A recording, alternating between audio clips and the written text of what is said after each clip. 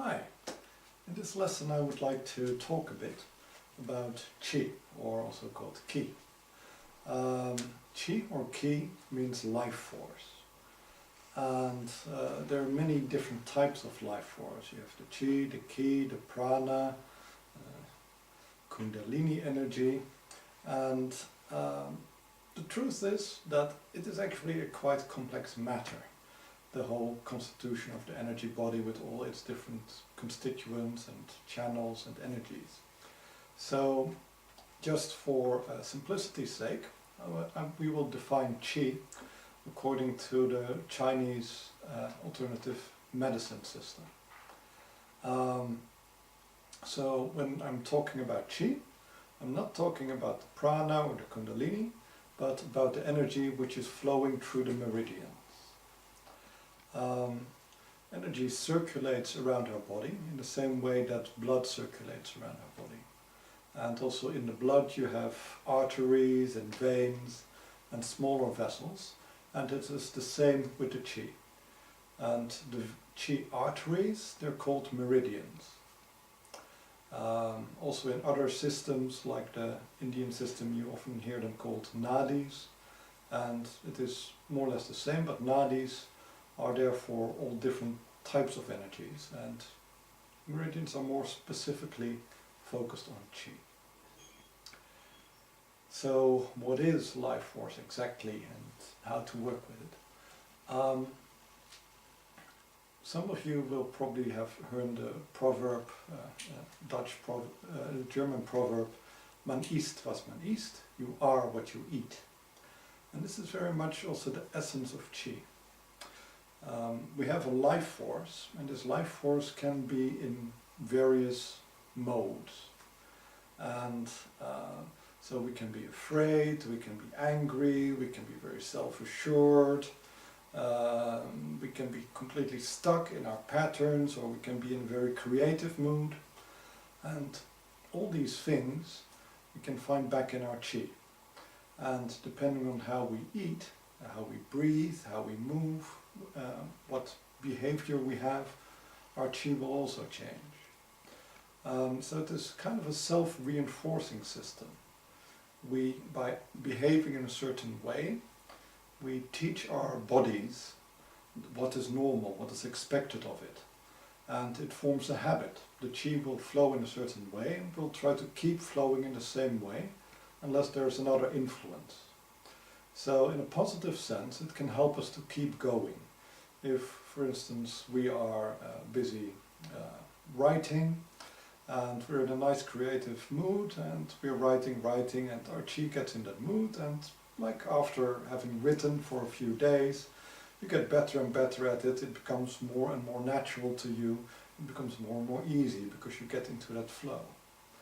But it can also be a danger, because if you're at your work and you're having fights with your colleagues, trouble with your boss, you're stressed about your deadlines, then this also becomes a pattern.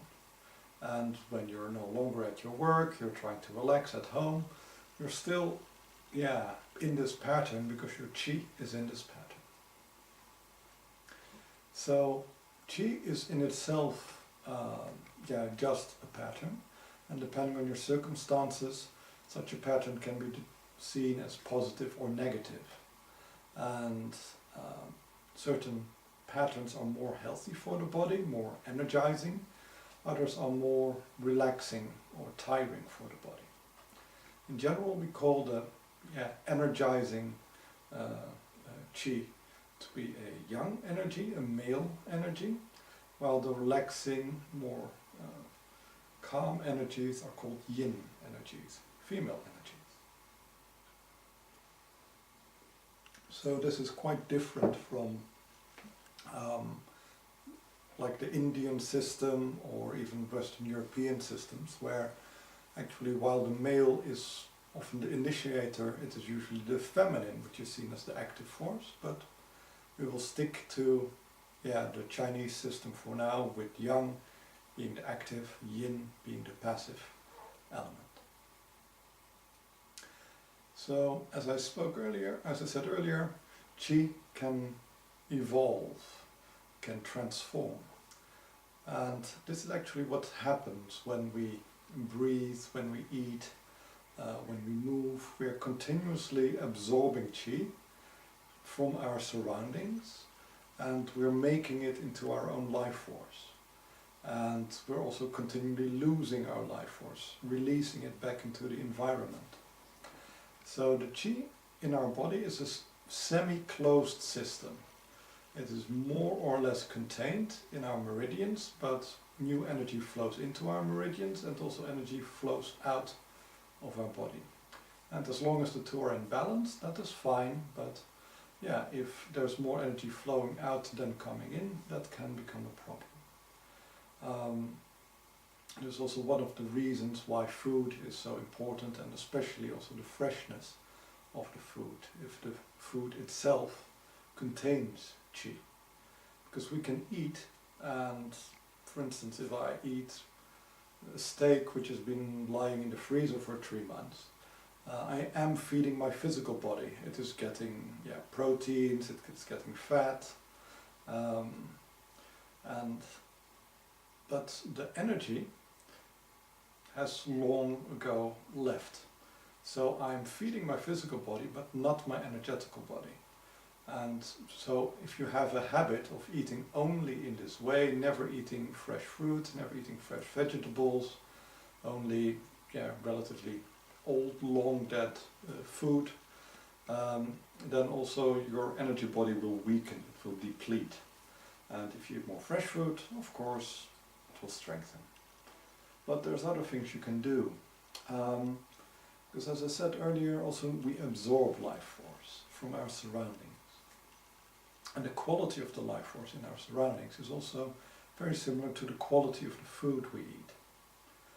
So if we are like in a nice natural forest or floating down the river, there's lots of life force around us, and it's in a very healthy, natural state. So just being there, breathing it in, absorbing it, that will just allow you to feed your energy body, to repair your energy body, even if you're not eating that healthily. The reverse is also true. If you only spend your time in like busy shopping streets or office buildings or other places where the energy is disturbed or not flowing very well, also often due to insulation in buildings, where they use a lot of aluminium, which also blocks energy flows, and then the energy becomes very stale, and you also start to starve energetically.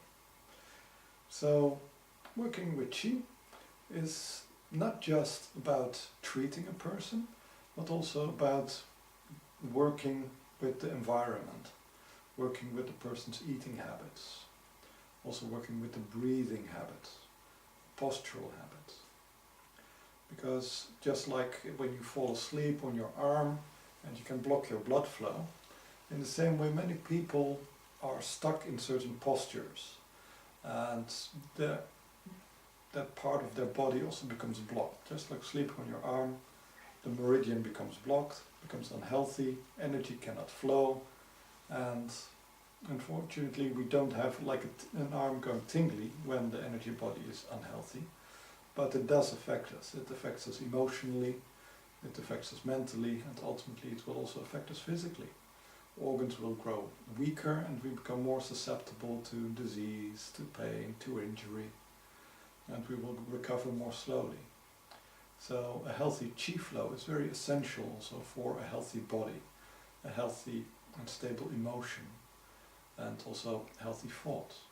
So qi is not just about the physical body, it is about the entirety of our being.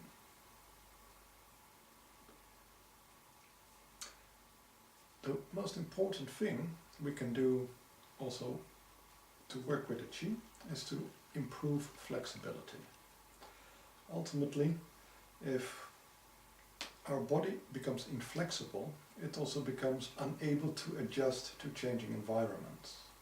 So we build up habits, as I said earlier, by doing something repetitively, eating things, because also when you eat things you also absorb the qi of your food, and also the habits of your food become your own habits. So for instance, if you eat a free-range chicken, then like the behavior of walking around, looking around, being curious, this is also like the qi you absorb.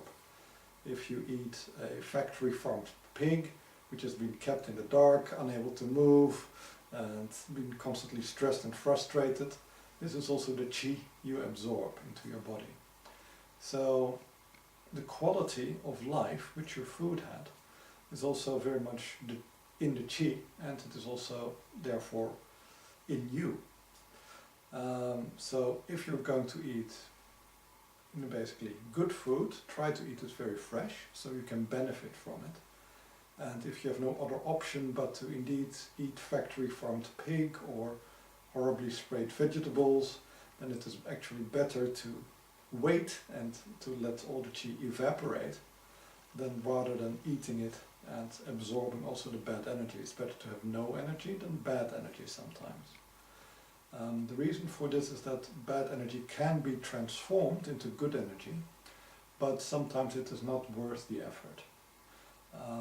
In the same way as a human can eat protein, but it costs more energy to digest and burn the protein than the protein is actually generating. So if you want to lose weight, people can go on a protein diet, eat lots of protein, and they burn their fat more quickly than when they would eat nothing at all.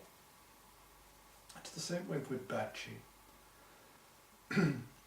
So, as I was saying, to be adaptive, to be able to change to your changing environment, it is important to be flexible. And one of the tenets in yoga is to have a flexible mind is impossible without having a flexible body. This is very true in a way, because if our qi cannot move, then also our energy cannot change. It is stuck. And being stuck, it cannot absorb new impulses, it cannot adapt. So we become very rigid. This is also one of the reasons why older people are often considered very conservative, unable to learn, unable to adapt. Because also naturally, as we grow older, our qi starts moving slower and slower and slower. So our ability to adapt also becomes less, the more slow our qi flow becomes. But besides this natural slowing down of qi, and also the slowing down of qi because of bad food, there is the blockages which occur in our body. And you need, in a way, to pump the qi. So by making flexes, stretches, squeezes, you're in a way flexing the energy channel. And by flexing it, what is in it has to move as well. So this is way kind of like if you're massaging somebody's hand, you also stimulate the blood flow by squeezing, by moving it. And in the same way as you can massage the body, you can also massage the energy body. And you can do this on somebody else, using shiatsu massage, using acupressure, or even just normal massage. You can also do it without touching, by basically using the energetic radiation from your hands, and you can do it to yourself by using yoga. So this is a little bit about the basics of qi work.